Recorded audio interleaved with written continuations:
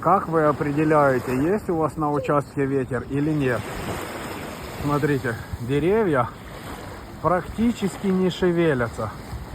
Видите? А ветряк работает. Это значит что? Это значит, что для ветряка, чтобы он начал работать, нужен ветер от 3 метров в секунду. И он уже начинает вырабатывать. Но при этом всем этого ветра практически не видно.